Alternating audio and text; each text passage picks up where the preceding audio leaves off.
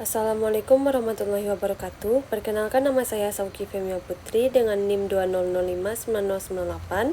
Saya ingin membacakan materi tentang rekrutmen dan seleksi manajer internasional. Rekrutmen dan seleksi manajer internasional merupakan aspek strategis dalam manajemen sumber daya manusia global, mengingat tingginya risiko dan biaya yang ditimbulkan apabila penugasan internasional mengalami kegagalan. Dalam konteks globalisasi yang kompleks, perusahaan multinasional dituntut untuk tidak lagi mengandalkan praktik perekrutan konvensional, melainkan mengembangkan pendekatan seleksi yang lebih spesifik dan adaptif terhadap dinamika lintas budaya, keberagaman, serta kebutuhan integrasi global lokal. Tantangan seperti keterbatasan talenta manajerial yang kompeten secara internasional, potensi gesekan dengan tenaga kerja negara tuan rumah, serta dampak ekonomi pasca resesi menegaskan pentingnya desain rekrutmen yang lebih cermat dan berbasis analisis. Dengan demikian, pemahaman yang komprehensif mengenai faktor-faktor yang memengaruhi keberhasilan penempatan manajer internasional menjadi krusial bagi efektivitas organisasi di pasar global. Selanjutnya, definisi rekrutmen, seleksi, dan manajer internasional.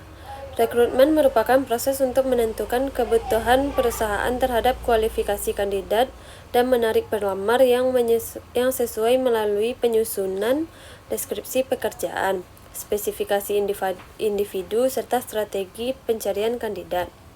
Seleksi adalah tahap berikutnya, yaitu memilih kandidat terbaik dari pelamar yang tersedia melalui evaluasi keterampilan dan atribut mereka. Seleksi yang baik harus efektif, efisien, dan adil, termasuk dalam konteks manajer internasional.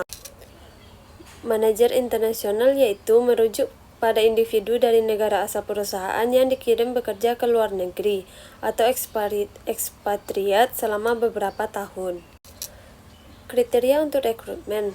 Yang pertama, perusahaan. Kebutuhan ditentukan oleh strategi global lokal, struktur organisasi, dan budaya perusahaan. MNC terpusat mencari manajer berorientasi kantor pusat, sedangkan yang terdesentralisasi butuh manajer fleksibel dan mandiri. Yang kedua, sifat penugasan. Durasi, lokal, tujuan, dan kompleksitas penugasan, misalnya transfer pengetahuan, integrasi, pembukaan kantor baru, atau joint venture, menentukan kompetensi yang diperlukan. Yang ketiga yaitu kandidat. Pertimbangan motivasi, karir finansial, minat wilayah atau perjalanan, kesesuaian nilai dan minat jangka panjang. Yang keempat yaitu isu hukum. Perhatikan regulasi ketenagakerjaan dan imigrasi di negara asal atau tujuan, termasuk batas izin kerja, jarang larangan perekrutan non-lokal, atau jaminan sosial untuk tier country nasional. Selanjutnya yaitu seleksi kandidat untuk posisi internasional. Yang pertama, metode informal. Sering digunakan berdasarkan koneksi pribadi atau senioritas, misalnya sistem coffee machine, namun kurang adil dan tidak akurat dalam menilai kemampuan kandidat. Yang kedua yaitu metode formal. Lebih andal seperti seleksi berdasarkan pengalaman atau keterampilan, tapi tidak menjamin keberhasilan di penugasan internasional. Kemampuan lintas budaya sulit diajarkan, sehingga metode ini cocok sebagai kriteria awal disertai metode lain. Yang ketiga yaitu tes dan ujian. Pendekatan objektif meliputi wawancara oleh berbagai pihak, referensi, tes kemampuan bahasa, kemampuan lintas budaya, penilaian psikologi, dan assessment center. Tantangan utama, sulit memsimulasikan pengaruh budaya secara akurat. Seleksi khusus untuk kelompok kurang beruntung penting untuk memastikan proses efektif, efisien, dan adil. Yang keempat yaitu tier country nasional atau TCNS. Dipilih untuk menempatkan orang terbaik tanpa keterikatan kantor pusat atau negara tuan rumah, dianggap lebih netral dan mampu mengembangkan pola pikir global, namun lebih sulit direkrut dan diintegrasikan. Yang kelima yaitu seleksi berdasarkan kemampuan spesifik.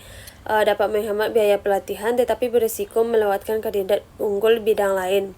Yang terakhir yaitu proses manajer internasional ideal.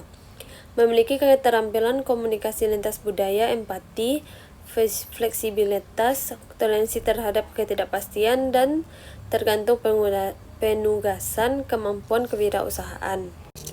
Isu keberagaman dalam rekrutmen dan seleksi internasional. Yang pertama, gender dan etnisitas. Wanita sering lebih unggul di penugasan internasional, tapi menghadap stereotip seperti tidak dianggap serius, di negara kurang egaliter, dan tanggung jawab keluarga lebih besar. Penelitian menunjukkan kinerja pria dan wanita ekspatriat sama. Minoritas etnis juga terpengaruh diskriminasi tidak sabar, seperti preferensi manajer senioritas terhadap kandidat mirip diri, yang memengaruhi penilaian motivasi dan ambisi. Yang kedua yaitu keuntungan dan kerugian merekrut wanita dan minoritas. Keunggulannya meliputi kemampuan relasional, jaringan mudah diingat di budaya bisnis tertentu, dan toleransi tinggi terhadap diskriminasi. Kerugian termasuk stres dan diskriminasi, perbedaan budaya, dan peraturan tempat. Misalnya hukum gender atau orientasi seksual. HR perlu seimbangkan potensi ini. Selanjutnya yaitu keluarga. Kebahagiaan pasangan dan anak memengaruhi moral serta adaptasi manajer. Pasangan yang menunda karir bisa jadi hambatan. Perusahaan yang mendukung kesejahteraan keluarga seperti bantuan karir dari pasangan lebih sukses menempatkan manajer internasional. Yang terakhir yaitu dunia berkembang. Penugasan antar negara maju dan berkembang main umum. Tapi hadapi tantangan seperti kesenjangan kekuasaan, stereotip merugikan, dan miskomunikasi budaya. Manajer perlu keterampilan komunikasi, sensitivitas budaya, dan pemahaman norma lokal. Klarifikasi negara maju berkembang intermediate seperti BRIC. Lebih fleksibel memengaruhi strategi rekrutmen dan seleksi. Selanjutnya yaitu The Changing International Manager.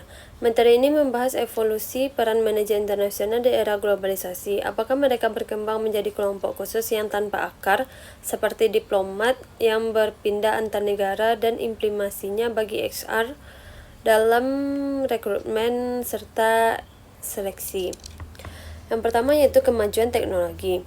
Beberapa ahli berpendapat bahwa fokus perusahaan multinasional atau MNC pada kemampuan lintas budaya dan kesadaran global menciptakan generasi manajer yang bergerak antar penugasan internasional, sehingga rekrutmen harus meningkatkan pengembangan keterampilan global daripada hanya keterampilan teknis lokal. Yang kedua yaitu penolakan ide tanpa akar. Forster tahun 2000 menyatakan manajer tidak mungkin benar-benar tanpa akar. Mereka terbatas psikologi dalam mobilitas antar wilayah, dan manajer sukses cenderung menetap di negara yang disukai daripada terus berpindah. Faktor pengaruh mobilitas, generasi, usia, dan fase karir memengaruhi mobilitas kinerja internasional. Selanjutnya itu fleksibilitas dalam rekrutmen. HR perlu fleksibel menyesuaikan dengan kebutuhan spesifik, posisi, dan kompetensi, serta mengakui keberagaman konteks penugasan. Globalisasi sebagai keadaan pikiran. Globalisasi lebih tentang sikap dan aktivitas global seseorang daripada jumlah penugasan internasional. Riwayat penugasan kurang menentukan dibandingkan mindset global. Terakhir yaitu kesimpulan. Rekrutmen dan seleksi manajer internasional merupakan proses yang kompleks dan strategis, berbeda secara signifikan dengan perekrutan lokal karena melibatkan pertimbangan lintas budaya, hukum, dan kondisi global. Keberhasilan penugasan internasional ditentukan oleh kombinasi faktor perusahaan, karakter individu, sifat dan tujuan penugasan, serta kesejahteraan keluarga manajer. Proses ini menuntut fleksibilitas HR dalam menyesuaikan kriteria seleksi dengan kebutuhan spesifik setiap penugasan, termasuk kemampuan adaptasi, keterampilan lintas budaya, dan kompetensi profesional. Isu keberagaman seperti gender dan etnisitas harus diperhatikan agar peluang diberikan secara adil dan perusahaan dapat memanfaatkan keunggulan unik setiap kandidat. Secara keseluruhan, manajemen SDM internasional menuntut pendekatan holistik, mengintegrasikan strategi perusahaan secara kebutuhan individu dan konteks global, untuk menciptakan manajer internasional yang adaptif.